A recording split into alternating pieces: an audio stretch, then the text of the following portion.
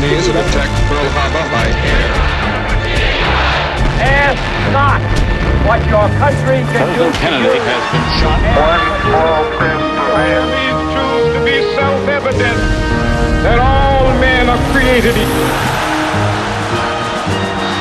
Mr. Gorbachev, tear down this wall.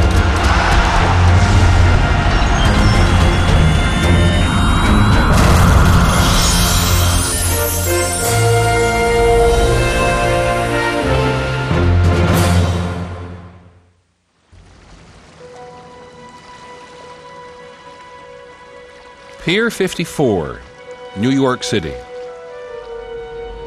On May the 1st, 1915, 2,000 passengers boarded one of the fastest, most luxurious ships in the world, the Lusitania. She was simply a wonderful, steady ship. She had 4 red funnels, and she was a beautiful sight to see. She really was.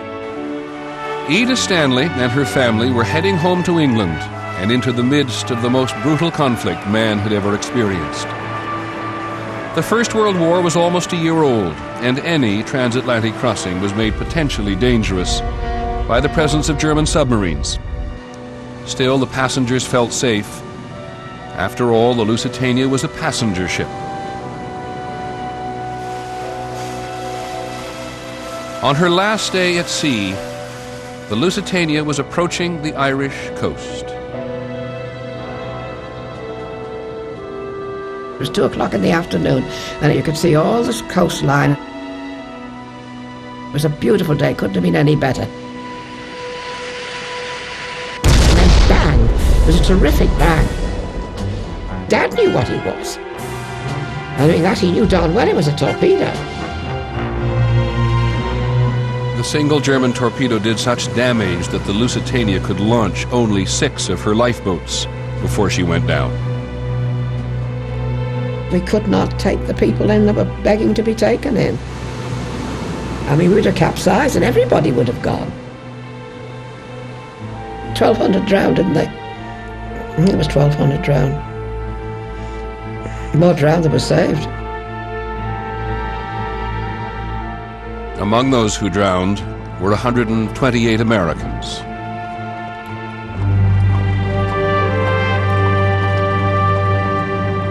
The memory has faded for all but a very few, some of whom you'll hear from. But because it has affected so much of what has happened since, the bulk of this program is about the First World War, the Great War, they called it. It began in June of 1914 with the assassination of the Archduke Franz Ferdinand of Austria-Hungary. He was shot by a Serbian nationalist in Sarajevo.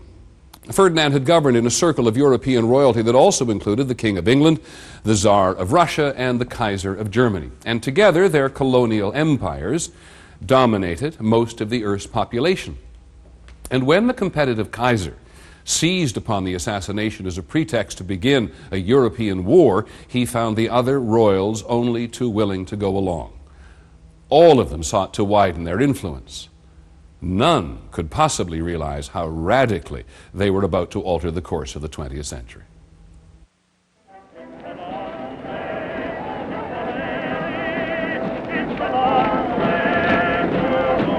In the summer of 1914, the generation that would fight the First World War was enthusiastic about doing so. Those young men who were so quick to answer their nation's call to arms had no reason to anticipate the hell ahead.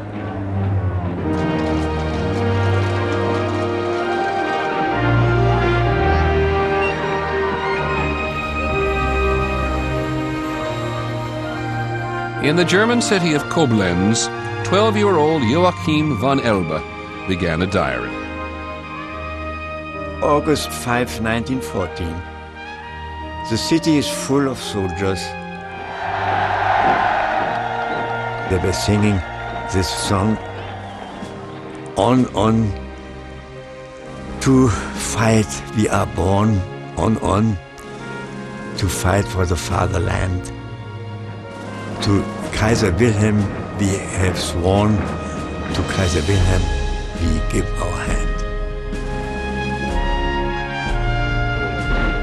The optimism of the Germans was matched by their allies in Austria and by their enemies in Russia, in France, and in England.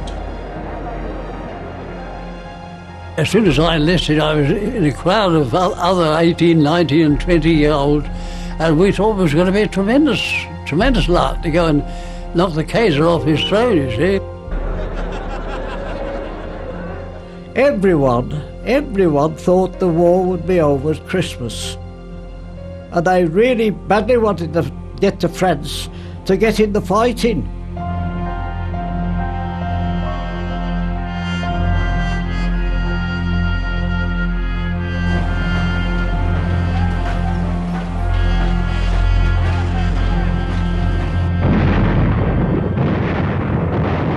The Germans attacked first, and very quickly they were through Belgium and into France.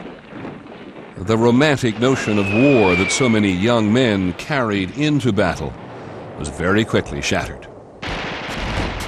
The new weapons of war were so ferocious that by the end of the first year, French casualties alone would approach 1 million men.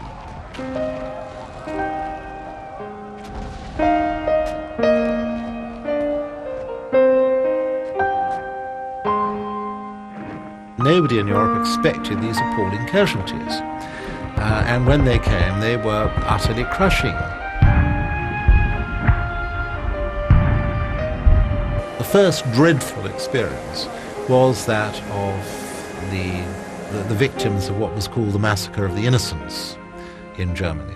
These boys from high school or college who were given a couple of months' training and sent off to the front, and who died in tens of thousands in a few weeks. Now, nothing like that had ever happened before to any country in Europe. And moreover, this was the flower of German youth. They were the best educated young men. They were from middle-class families almost exclusively. And they had no expectation at all that this terrible thing was going to happen.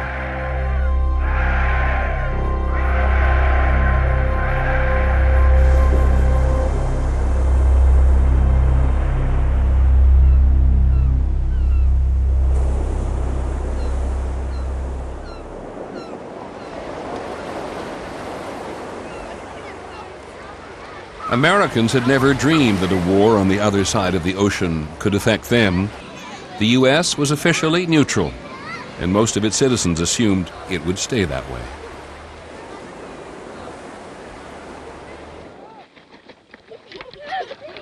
People were going about their own business, object being to make money, good business. Everything was very pleasant indeed. It's hard for people who weren't there then to realize how enormously the world has changed. On New Year's Day, President Wilson had open house at the White House. And you could go down, and we went down once. I was a little kid, I was taken along. Went down and stood in a little queue, and it moved up, and we all went through and shook his hand. Shook hands with the president on New Year's Day. But certainly America was changing. The pace of life was quickening. Almost overnight, Henry Ford's historic assembly line had lowered the cost of making cars, as well as the cost of buying them. The mass-produced Model T came in one color, black. But at $295, it was the first car priced within reach of ordinary Americans. We played baseball in the streets, and there was no problem playing baseball when horses and wagons dominated the traffic. It only became a problem when automobiles and trucks came in.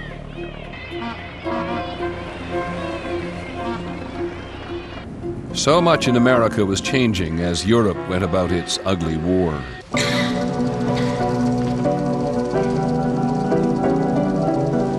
At this first movie that I attended, I recall the scene where there was a great deal of shooting. As they came to the front of the screen and the figures got larger and larger, and I thought they were coming at me, and I started screaming so badly that they had to take me out of the movie house. As movie-making techniques improved, movies became an American obsession, and it was in the movie houses that Americans were exposed to the war in Europe.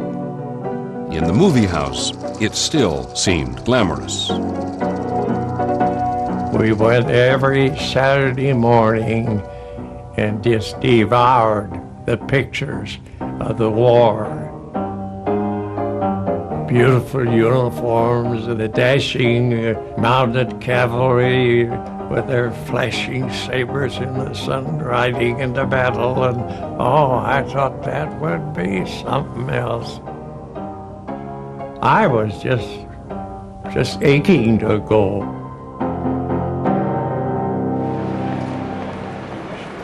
The movies were the perfect proving ground for the new art form called propaganda. Americans saw and soon sympathized with the British view of the Germans.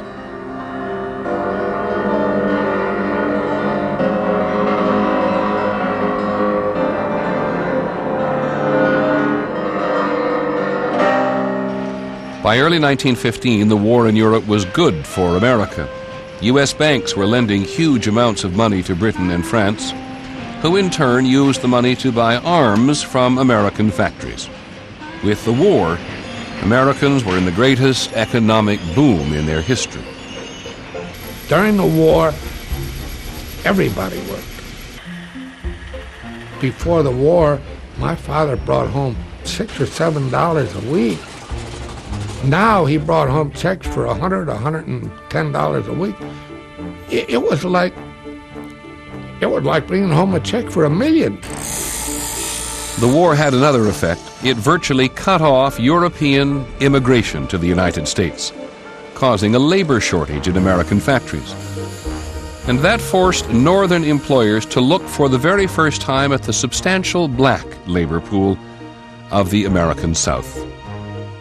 Black newspapers who went down south and told them, come on up to Chicago with us. We'll get you a job and take care of you. You don't have to stay down here and be lynched and burned.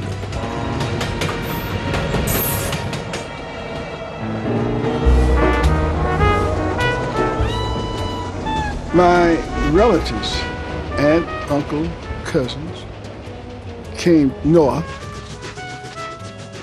We were able to get into factories and steel mills, jobs that just wouldn't have been available to blacks under normal circumstances. This great migration from the South kept America's economy strong and vigorous, while the increasing economic stake in Britain and France encouraged greater support for their war against the Germans. But the war was not going well, and the idea that Americans might yet have to be involved was now an issue. All over the United States, with the support of former President Theodore Roosevelt, potential volunteers began to train for battle.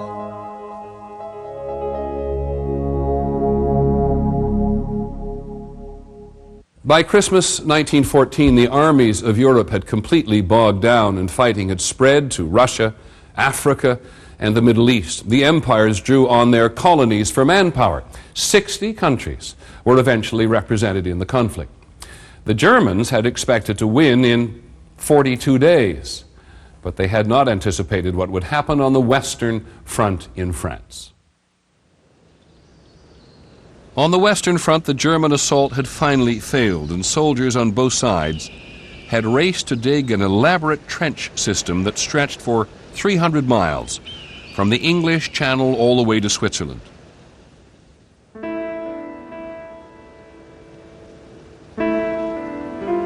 On New Year's Day in 1915, the young men who had gone off to fight glorious battles were now trapped in a desperate war of attrition.